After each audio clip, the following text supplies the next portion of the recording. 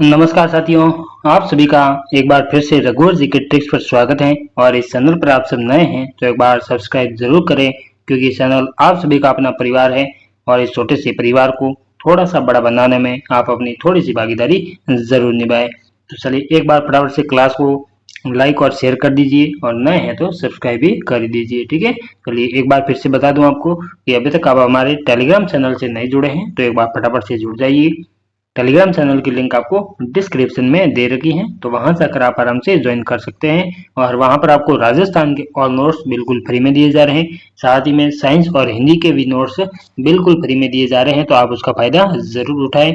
ये वही नोट्स है जो आप पैसे देकर खरीदते हैं, हम आपको बिल्कुल फ्री में दे रहे हैं, तो आप उसका फायदा जरूर उठाएं। और अपने दोस्तों को अभी तक पता नहीं है तो उन्हें भी बता दीजिए, ताकि वो भी इन फ्री नोट्स का फायदा उठा सके। ठीक है, चलिए आज अपना टॉपिक रहेगा श्वसन तंत्र, जिसके बारे में क्वेश्चंस के माध्यम से हम पूरा टॉपिक क्लियर करेंगे। ठीक है, चलिए तो पहला प्रश्न देखिए, क्या कह रहे हैं कि बलपूर्वक निःश्वासन के पश्चात फेफड़ों में उपस्थित वायु क्या कहलाती है। ये आपको बताना है कि ज्वारीय आयतन, अवशिष्ट वायु, संपूरक वायु या फिर उपरोक्त में से कोई नहीं। तो बताइए क्वेश्चन नंबर 1 का आप फटाफट से आंसर कर दीजिए। बहुत बढ़िया प्रश्न, बताइए कि बलपूर्वक निःश्वासन के पश्चात फेफड़ों में उपस्थित वायु क्या कहलाती है, ये आपको बताना है। तो क्या कहलाती है ये, तो ये अवशिष्ट वायु कहलाती है।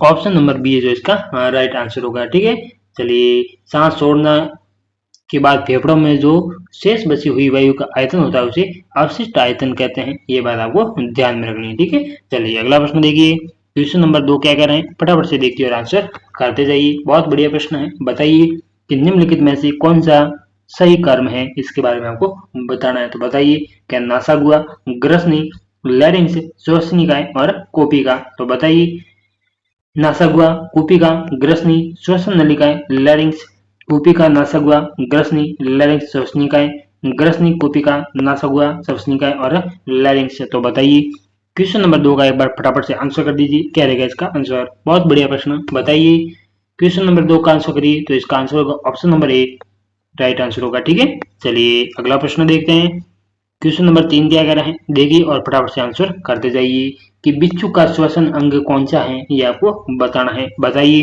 बिच्छू का श्वसन अंग कौन सा होता है, बताइए फटाफट से।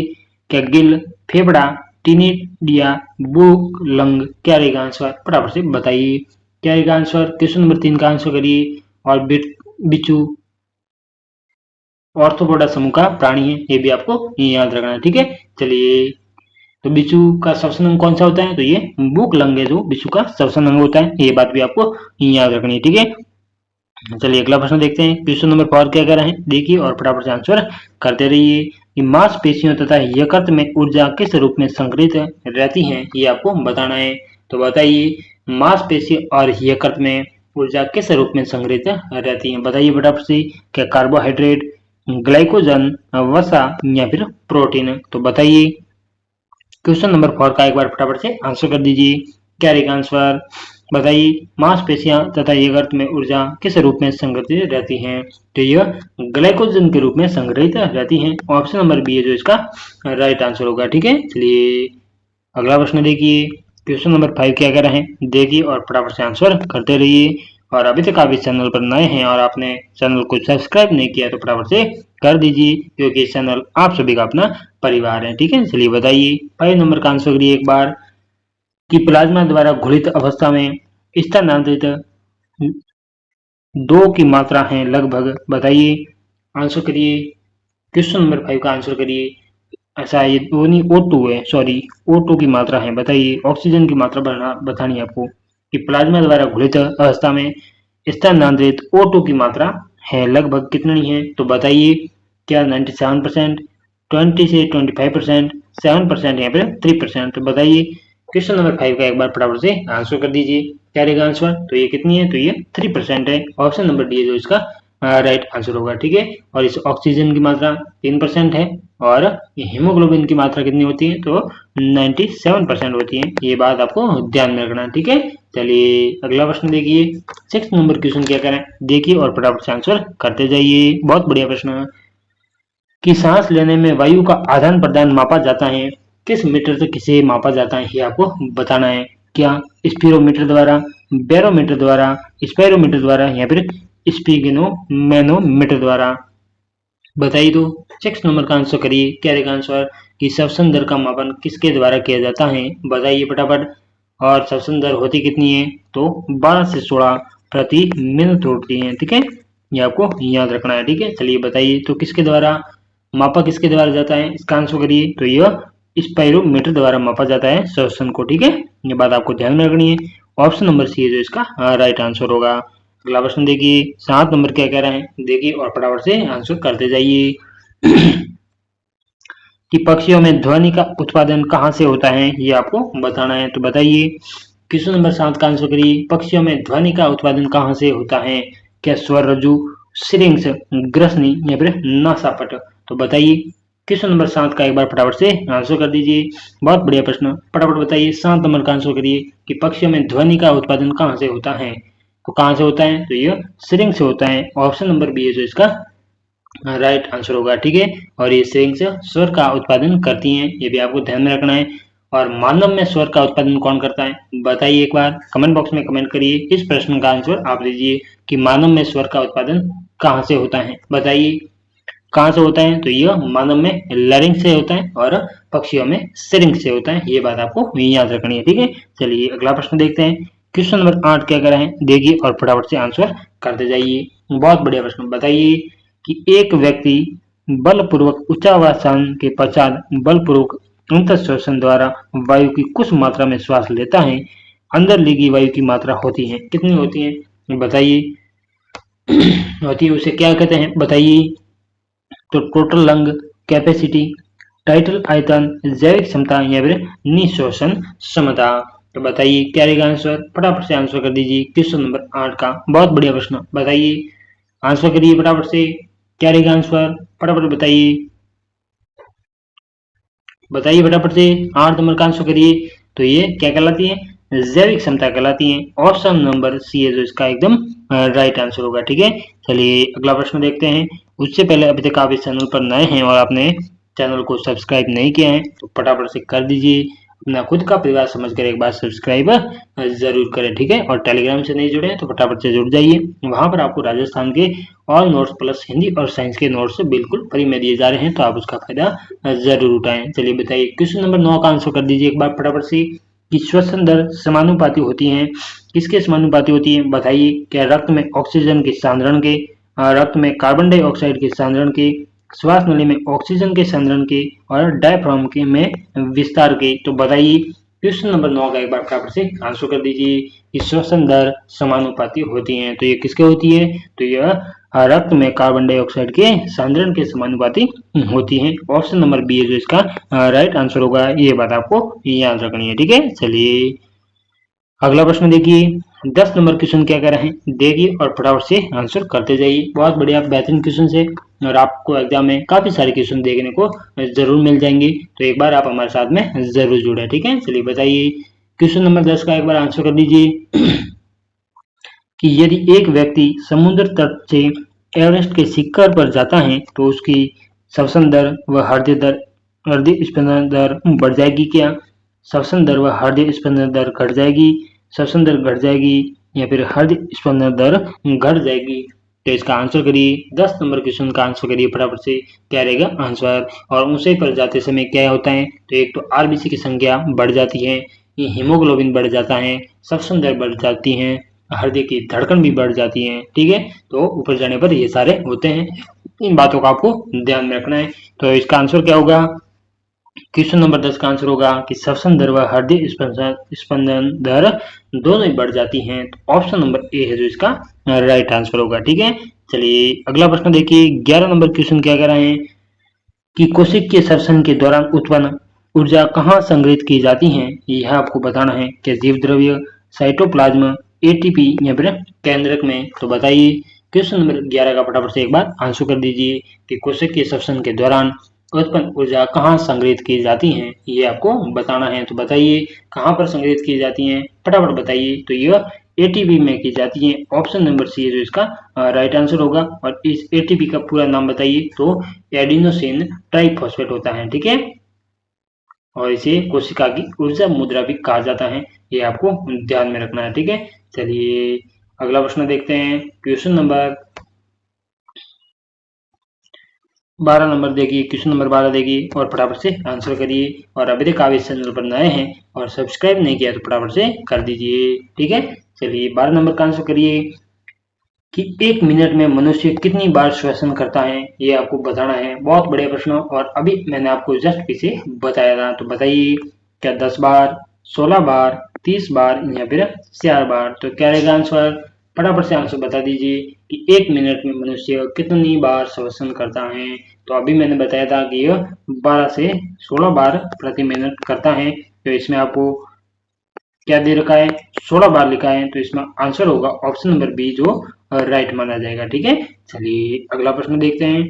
क्वेश्चन नंबर 13 देखिए और फटाफट से आंसर करिए कि अस्थमा का कारण क्या होता है, ये आपको बताना है। तो बताइए, अस्थमा का कारण क्या होता है? बहुत बढ़िया प्रश्न, बताइए फटाफट से और आंसर करिए। क्वेश्चन नंबर 13 का आंसर क्या होगा? क्या फेफड़ों का जीवाणु द्वारा संक्रमण, फेफड़ों में मस्ट कोशिकाओं की एलर्जी अभिक्रिया, श्वसन नली की शोथ या फिर फेफड़ों के भीतर पानी एकत्रित हो जाना? बताइए क्वेश्चन नंबर 13 का क्या रहेगा आंसर? फटाफट से आप बता दीजिए। बहुत बढ़िया प्रश्न, बताइए अस्थमा का क्या कारण होता है, ये आपको बताना है। तो क्या कारण होता है? तो फेफड़ों में मस्ट कोशिकाओं की एलर्जी अभिक्रिया होती है, जिसके कारण अस्थमा होता है। ये बात आपको ध्यान में रखना है, ठीक है। और अस्थमा में क्या होता है? तो सांस लेने में थोड़ी सी तकलीफ होती है, ये भी आपको ध्यान में रखना है।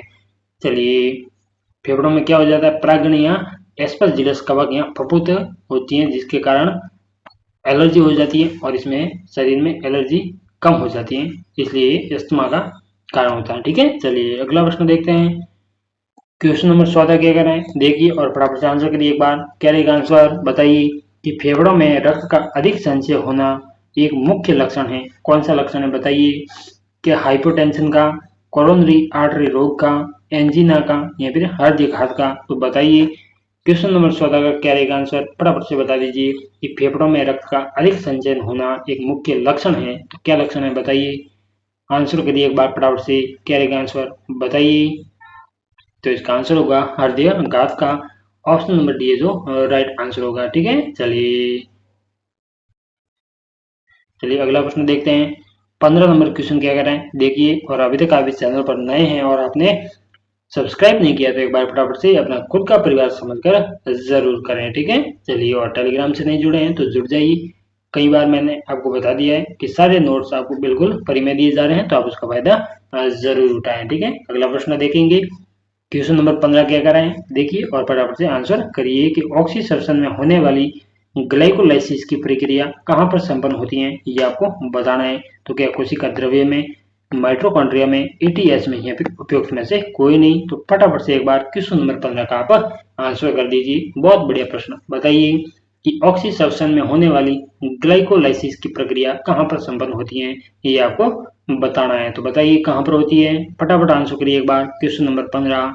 और अभी तक आपने चैनल को सब्सक्राइब नहीं किया तो फटाफट से कर दीजिए। बताइए 15 नंबर का क्या रहेगा आंसर? फटाफट बताइए। ऑक्सीसर्शन में होने वाली ग्लाइकोलाइसिस की प्रक्रिया कहाँ पर संपन्न होती है? तो यह कोशिका द्रव्य में होती है, ऑप्शन नंबर ए है जो इसका एकदम राइट आंसर होगा। ये बात आपको याद रखनी है।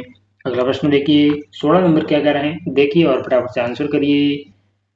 बहुत बढ़िया प्रश्न है, बताइए कि फेफड़ों एवं रक्त के मध्य में होने वाली गैसीय विनिमय की क्रिया निम्न में से किसके द्वारा होती है, ये आपको बताना है। तो क्या प्रास प्रसरण, विसरण, बिंदु स्राव या फिर रसारोहण के कारण? बताइए 16 नंबर का एक बार फटाफट से आंसर कर दीजिए। बहुत बढ़िया प्रश्न कि फेफड़ों एवं रक्त के मध्य होने वाली गैसीय विनिमय की क्रिया निम्न में से किसके द्वारा होती है? बहुत बढ़िया प्रश्न है, बताइए तो ये किसके द्वारा होती है? तो यह विसरण के द्वारा होती है, ऑप्शन नंबर बी होगा इसका राइट आंसर। विसरण यानी गैसीय विनिमय, ठीक है। चलिए, इसमें गैस के अणुओं का अधिक मात्रा से कम मात्रा की ओर जाना क्या कहलाता है? विसरण कहलाता है, ये बात आपको याद रखनी है। चलिए अगला प्रश्न देखिए, 17 नंबर क्वेश्चन क्या करें देखिए, पढ़िए और एक बार फटाफट से आंसर करिए।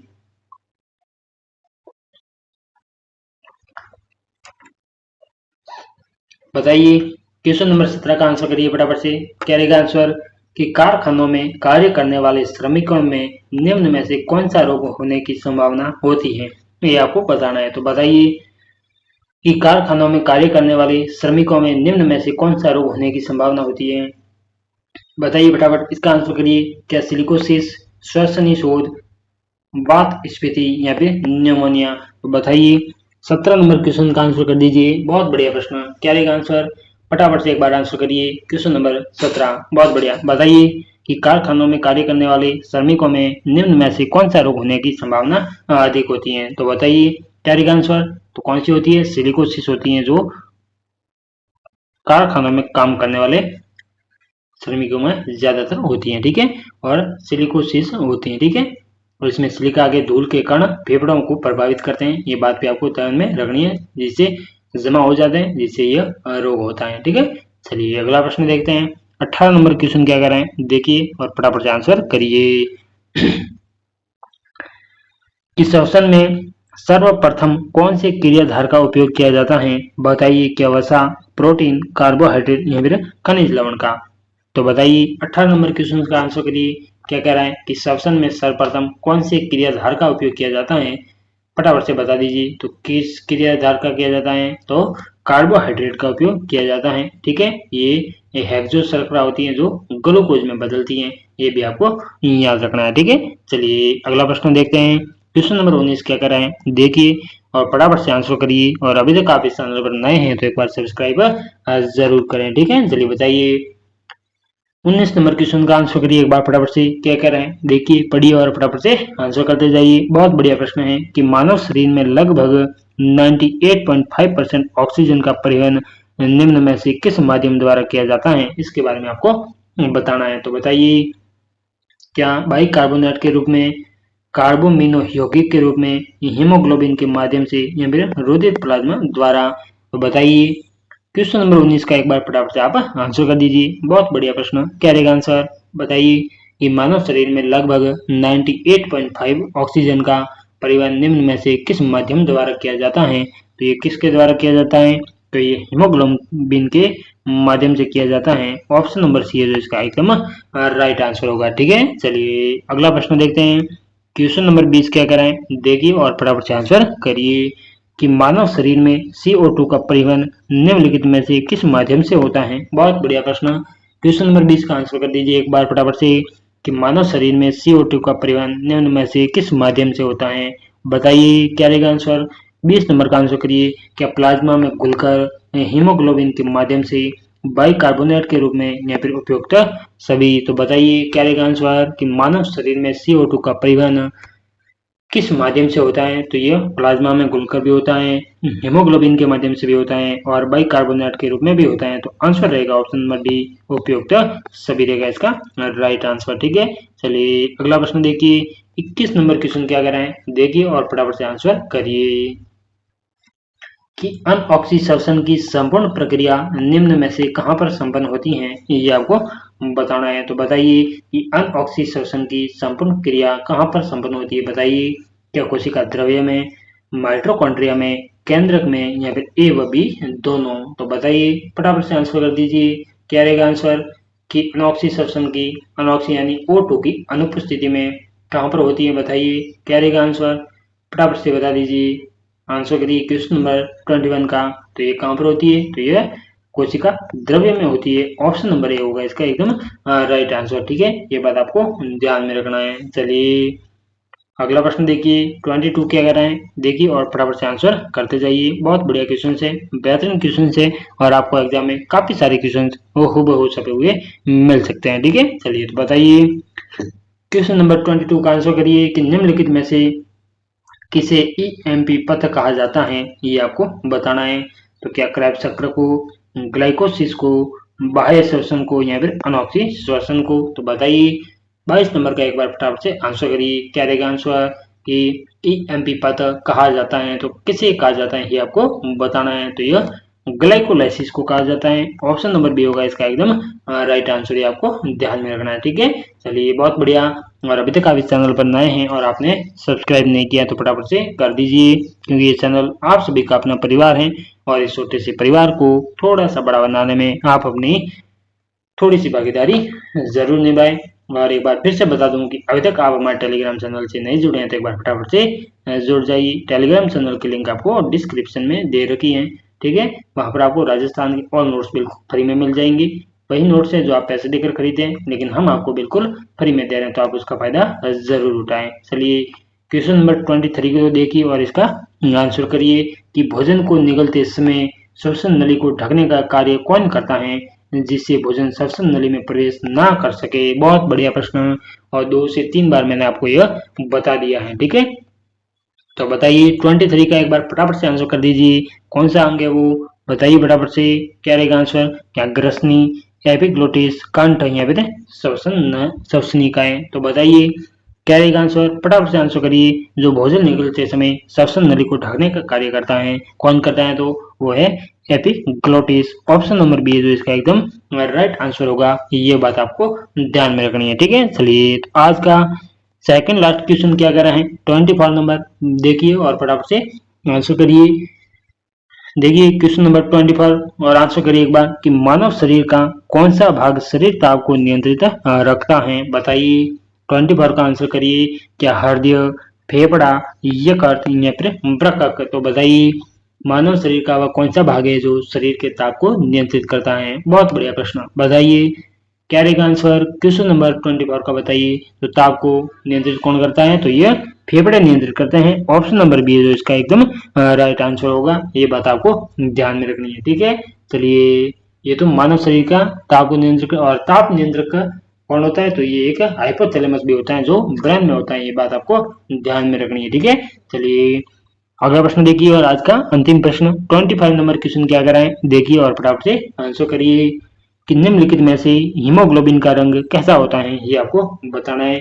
क्या चमकदार लाल, हरा, पीला या फिर बैंगनी कलर का होता है। तो बताइए 25 क्वेश्चन नंबर 25 का आंसर करिए। बहुत बढ़िया प्रश्न, हीमोग्लोबिन का रंग कैसा होता है, बताइए क्या रहेगा आंसर। ये क्वेश्चन आपको होमवर्क में दिया जा रहा है, ठीक है, ये आपको घर से करके लाना है। तो बताइए एक बार आप कमेंट बॉक्स में कमेंट करिए ताकि पता चल जाए। बताइए क्या रहेगा आंसर क्वेश्चन नंबर 25, बताइए फटाफट आंसर करिए। हीमोग्लोबिन का रंग कैसा होता है, बताइए फटाफट से। तो कैसा होता है, यह चमकदार लाल होता है। ऑप्शन नंबर ए जो इसका राइट आंसर होगा, ठीक है। तो ये थे अपने आज के इंपॉर्टेंट क्वेश्चंस, कैसे लगे आपको एक बार कमेंट बॉक्स में कमेंट करके जरूर बताएं। और अभी तक आप इस चैनल पर नए हैं और आपने चैनल को सब्सक्राइब नहीं किया है तो एक बार जरूर करें, अपना खुद का परिवार समझकर सब्सक्राइब जरूर करें। और अपने दोस्तों को आपने अभी तक नहीं बताया है तो फटाफट से बता दीजिए कि हमारे टेलीग्राम चैनल पर राजस्थान के ऑल नोट्स बिल्कुल फ्री में दिए जा रहे हैं, तो आप उसका फायदा जरूर उठाएं, ठीक है। तो आज के लिए इतना ही, बाकी का पढ़ेंगे कल। और आप सभी का हमारे साथ में जुड़ने के लिए बहुत बहुत धन्यवाद।